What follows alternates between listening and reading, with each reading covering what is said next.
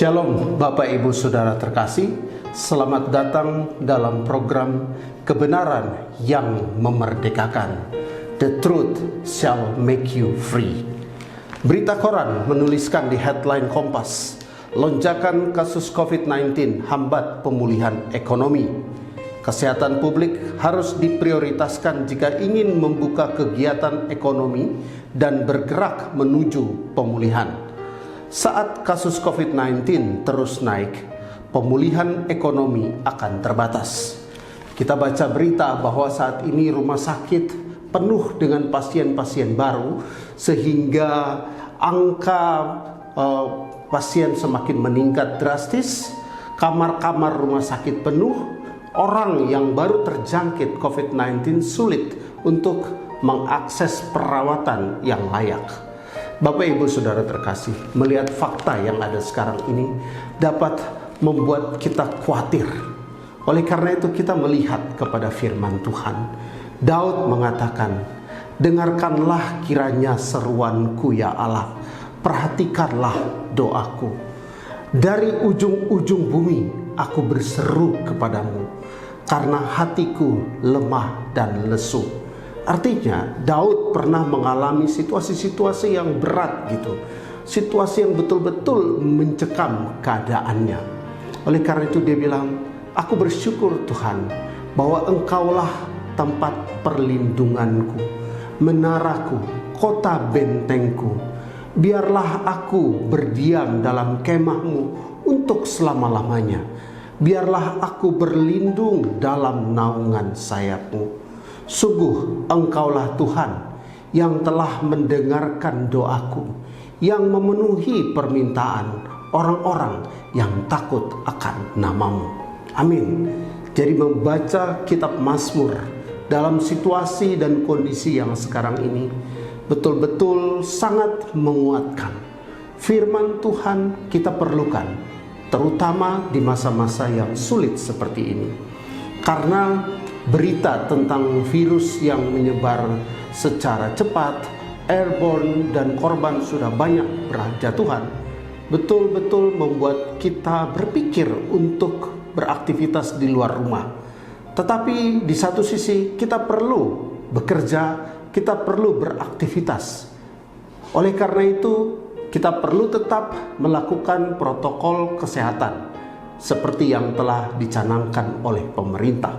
Tetapi kita memiliki perlindungan yang jauh lebih kuat, yang jauh lebih powerful daripada perlindungan atau kehati-hatian yang bisa kita lakukan, yaitu perlindungan yang datangnya dari Tuhan. Dalam kitab Mazmur, ketika Daud mengalami persoalan, matanya tertuju kepada Tuhan. Dalam kitab Mazmur 121 dijelaskan seperti ini, "Aku melayangkan mataku ke gunung-gunung. Dari manakah akan datang pertolonganku? Pertolonganku ialah dari Tuhan yang menjadikan langit dan bumi." Wow, kita melihat bahwa dalam situasi tertekan, Daud memandang kepada Tuhan. Kemudian dia katakan bahwa Tuhan akan menolongku. Ia takkan membiarkan kakimu goyah, penjagamu tidak akan terlelap. Sesungguhnya tidak tertidur dan tidak terlelap penjaga Israel. Artinya Tuhan melindungi kita 24 jam non-stop. Penjagaan dari Tuhan itu non-stop 24 jam ada kepada kita. Oleh karena itu dibilang, penjagamu tidak akan terlelap, tidak tertidur penjagamu. Selanjutnya dikatakan bahwa Ia akan menjaga engkau di segala jalanmu. Matahari tidak akan menyakiti engkau pada waktu siang, atau bulan pada waktu malam. Tuhan, ayat 7, ini ayat yang sangat-sangat powerful. Tuhan akan menjaga engkau terhadap segala kecelakaan. Ia akan menjaga nyawamu. Amin. Kita percaya nyawa kita Tuhan jaga. Selanjutnya dikatakan bahwa Ia akan memegang tanganmu, keluar masukmu dari sekarang sampai selama-lamanya Tuhan menjaga kita. Oleh karena itu, firman Tuhan memberikan kepada kita harapan, perlindungan, dan juga keberanian untuk terus beraktivitas, terus bergerak, melakukan aktivitas seperti yang harus kita lakukan. Tentunya dengan memperhatikan program ataupun protokol kesehatan yang sudah dicanangkan. Nah, Bapak Ibu Saudara yang terkasih di dalam Tuhan, kita memasuki masa-masa yang boleh dikatakan sulit. Ekonomi melambat, penurunan terjadi dalam segala bidang. Tetapi buat kita orang-orang yang percaya kepada Tuhan, dalam kitab Amsal disebutkan, karena harapanmu tidak akan hilang dan masa depanmu sungguh ada. Rancangan Tuhan adalah rancangan damai sejahtera untuk memberikan kepadamu hari depan yang penuh harapan, bukan rancangan kecelakaan.